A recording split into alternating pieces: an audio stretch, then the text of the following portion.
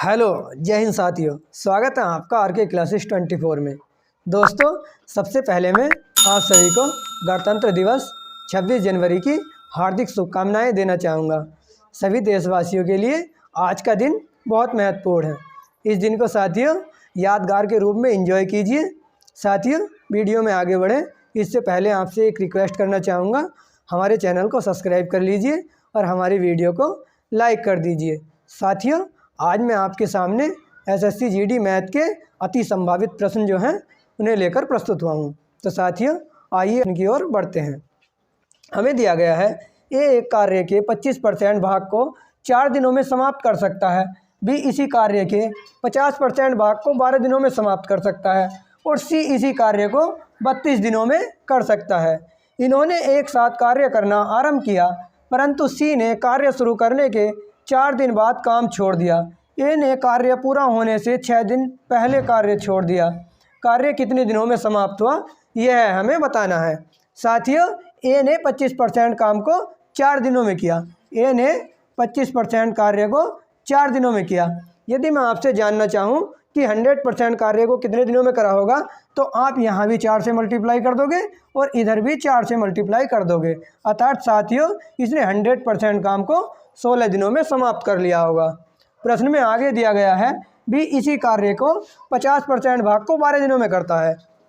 B इसी कार्य के 50% भाग को 12 दिनों में समाप्त करता है। तो साथियों, 100 को कितने दिनों में करेगा, अर्थात यहाँ भी आप 2 से मल्टीप्लाई करोगे और इधर भी 2 से मल्टीप्लाई करोगे तो आपको 24 दिन प्राप्त हो जाएंगे। बी 24 दिन में उस कार्य को समाप्त कर सकता है। आगे प्रश्न में हमें दिया गया है कि सी इसी कार्य को 32 दिनों में समाप्त कर सकता है। हमें सी के कार्य बनाने की आवश्यकता नहीं है, यह 32 दिन अपने आप ही हमें दिया गया है। 32 दिनों में सी कार्य समाप्त कर सकता है। साथियों, प्रश्न को जब तक हम सोल्व नहीं कर सकते जब तक हमें इनकी कार्य क्षमता न पता हो। तो कार्य क्षमता इनकी जानने के लिए हम इन तीनों का एलसीएम लेंगे। एलसीएम इधर लेना सीखते हैं हम। 16, 24 एंड 32 का एलसीएम आप सबसे पहले 2 से भाग देंगे। 2 8 16, 12 एंड 16, फिर से 2 से 4, 6, 8, फिर से 2 से 2 बार जाएगा, 3 टाइम एंड 4 टाइम, फिर से 2 से साथियों इस बार 2 एकम 2 होगा, जिसमें नहीं जाता उसे ऐसे ही लिखे रहने देते हैं।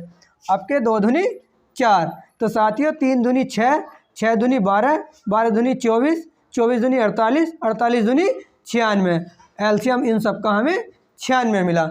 साथियों, वैसे भी इतना हल्का एलसीएम तो आप सबको मालूम ही होगा, यदि नहीं मालूम था आप इस प्रकार निकाल सकते हो। इन तीनों का एलसीएम हमें 96 प्राप्त हुआ।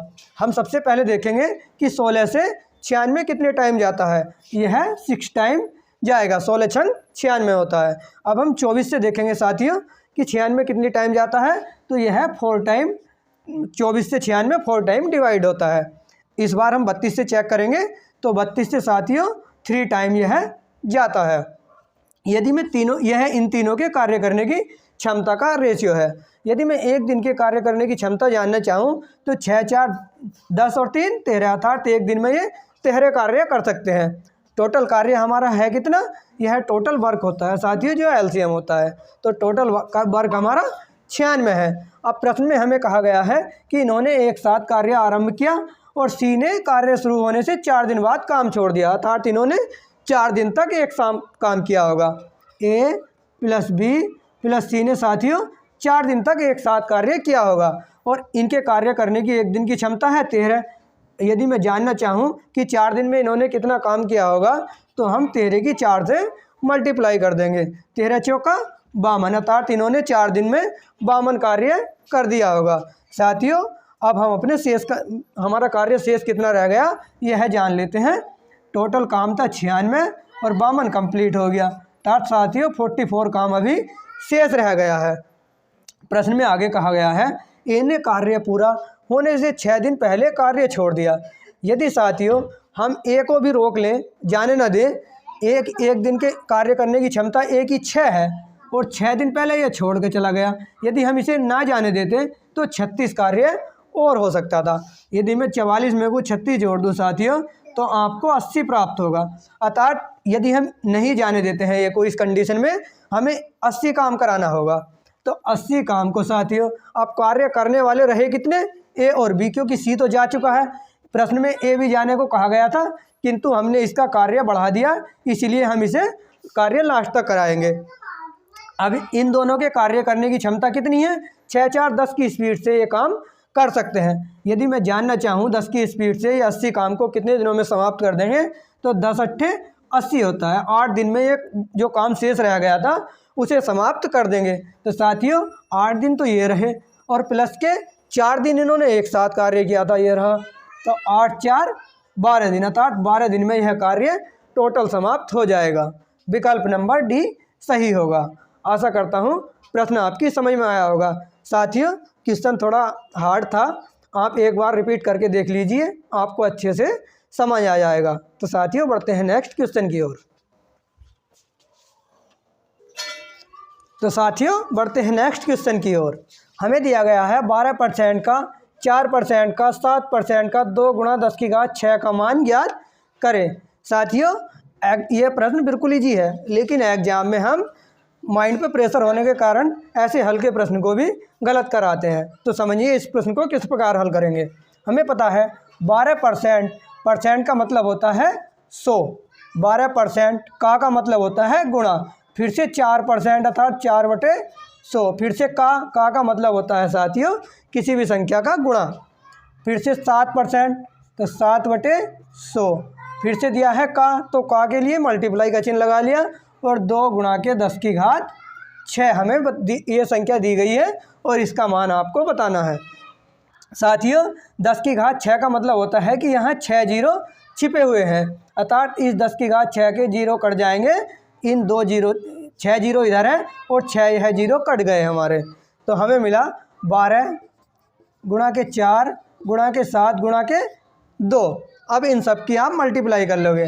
साथियों एग्जाम में सबकी मल्टीप्लाई नहीं करनी, क्योंकि इससे हम थोड़ा टाइम वेस्ट कर देंगे। आपको क्या करना है, इकाई अंक के माध्यम से आप आंसर तक आप पहुंच सकते हो। वैसे तो ये तो इजी है, आप इसकी मल्टीप्लाई भी कर सकते हो, लेकिन एग्जाम में कई बार ऐसा आ जाता है, तो आपको क्या करना है, हम 7 की 2 से मल्टीप्लाई करेंगे, 7 दूनी 14 का 4, इकाई अंक हमें 4 प्राप्त हुआ। हम फिर से 4 चौक 4 की मल्टीप्लाई 4 से करेंगे, तो इस बार हमें 16 प्राप्त होगा। 16 में इकाई का अंक क्या है, 6 है। अब इस 6 की मल्टीप्लाई हम इस 2 से करेंगे, तो 6 दूनी 12 आपको प्राप्त होगा। आपको साथियों इकाई अंक में 2 मिला। हम विकल्पों की ओर ध्यान देते हैं, तो ऐसा विकल्प केवल एक ही है जिसका इकाई अंक में 2 दिया गया है, अर्थात हमारा यही आंसर होगा। साथियों यदि 2 विकल्प एक से मिल जाए तब आपको मल्टीप्लाई ही करनी होगी। साथियों आप इसकी मल्टीप्लाई करके भी आंसर तक पहुंच सकते थे। आपको क्या करना है, 12 और 4 की मल्टीप्लाई करेंगे, 12 चौक 48 गुणा के 7 दूनी 14। अब आप इन दोनों की मल्टीप्लाई करोगे तो आपको 672 मिलेगा, यही हमारा आंसर है। साथियों यदि आप इसकी मल्टीप्लाई करना चाहते हो तो आप 48 की मल्टीप्लाई 14 से इस प्रकार कर सकते हो। पहले हमें इन दोनों की गुणा करनी है, 8 चौक 32 का 2 हासिल लगा 3, आपको कैंची गुणा करनी है, क्रॉस मल्टीप्लाई, 4 चौक 16 और 8 एकन 8, आप तीनों को ऐड कर लोगे तो आपको 17 प्राप्त होगा। 17 का 7 और 1 1 2 27, 27 का 7 हासिल लगे आपके 2, 4 एकन 4 और 4 और 2 6 8 672, जो कि विकल्प नंबर बी है। तो साथियों इस प्रकार आप मल्टीप्लाई करके शीघ्रता से आंसर की ओर पहुंच सकते हो। तो आइए बढ़ते हैं नेक्स्ट क्वेश्चन की ओर। तो साथियों बढ़ते हैं नेक्स्ट क्वेश्चन की ओर। हमें दिया गया है राधा किसी कार्य को करने में बिन्नी से 4 गुना कार्य कुशल है। वे एक साथ मिलकर किसी कार्य को 7 घंटे में पूरा करती हैं, तो राधा अकेले इस कार्य को कितने घंटे में पूर्ण करेगी। हमें पता है राधा साथियों जो बिन्नी दी है उससे कार्य करने में 4 गुना कुशल है, अर्थात बिन्नी यदि एक कार्य करती है तो राधा इतने में ही 4 कार्य कर सकती है। यह प्रश्न में हमें कंडीशन दी गई है। आगे प्रश्न में कहा गया है कि वे एक साथ मिलकर किसी कार्य को 7 घंटे में पूरा करती हैं। साथियों यदि मैं 1 घंटे का कार्य इनका जानना चाहूँ तो 4 कार्य तो यह कर लेती है और 1 ये कर लेती है, अर्थात इनकी कार्य करने की क्षमता 5 है 1 घंटे में, और 7 घंटे में वे किसी कार्य को कंप्लीट कर लेती हैं। यदि मैं जानना चाहूँ कि टोटल वर्क है कितना, तो इन दोनों की मल्टीप्लाई करेंगे, 7 पंजे 35 आपको प्राप्त होगा। 35 टोटल वर्क हमें मिल चुका। प्रश्न में आगे कहा गया है कि राधा अकेले इस कार्य को कितने समय में पूरा करेगी। राधा की कार्य करने की क्षमता है कितनी? 4 साथियों, अर्थात 35 कार्य को राधा 4 की स्पीड से करेगी।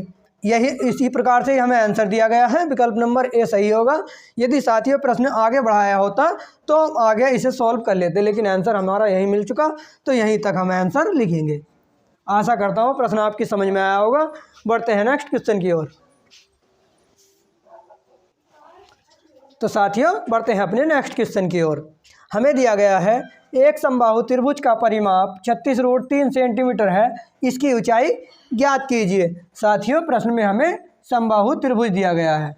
समबाहु त्रिभुज का मतलब होता है जिसकी सभी भुजाएं बराबर हो, अर्थात जैसे कि इसकी भुजा ये है तो यह भी ए होगी और यह भी ए होगी। आगे प्रश्न में कहा गया है कि समबाहु त्रिभुज का परिमाप साथियों चारों ओर की माप को कहते हैं, अर्थात a प्लस ए यदि मैं ऐड करना चाहूँ तो हमें 3a मिलेगा। ए है क्या? भुजा, अर्थात 3 गुणा भुजा, यह परिमाप होता है भुजा। तो साथियों हमें परिमाप दिया कितना है? परिमाप दिया है 36√3 और परिमाप होता क्या है? 3a बराबर 36√3। साथियों ये जानना चाहूँ तो 36√3/3। आप साथियों इससे यहाँ मत काटना, आपको कैलकुलेशन आगे इजी हो जाएगी। आगे प्रश्न में कहा गया है कि उसकी ऊंचाई ज्ञात कीजिए। तो समबाहु त्रिभुज की ऊंचाई होती है साथियों √3/2 गुणा के भुजा। तो साथियों √3/2 गुणा भुजा का क्या दी गई है हमें? 36√3। 36√3/3। इस 3 से साथियों यह √3 और यह √3 मिलके इस 3 को कैंसिल कर देंगे। जब भी 2 अंडर रूट में वैल्यू की मल्टीप्लाई होती है साथियों तो यह 3 बन जाएगी, टोटल एक वैल्यू मिल जाएगी आपको। तो इस 3 से ये दोनों 3 कैंसिल हो जाएंगे और 2 से जब मैं 36 को काटना चाहूँगा तो 18 टाइम है डिवाइड हो जाएगा, अर्थात ऊंचाई हमें कितनी मिली? 18 सेंटीमीटर। यही हमारा आंसर है। आशा करता हूँ प्रश्न आपकी समझ में आया होगा। 18 विकल्प नंबर बी सही होगा। तो साथियों बढ़ते हैं नेक्स्ट क्वेश्चन की ओर।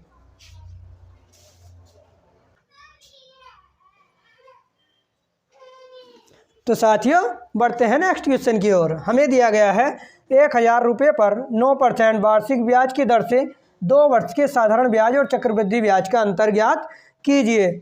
साथियों साधारण ब्याज और चक्रवृद्धि ब्याज के अंतर के प्रश्न एसएससी जीडी में प्रत्येक शिफ्ट में आ रहे हैं, इसे थोड़ा ध्यान से देखिए।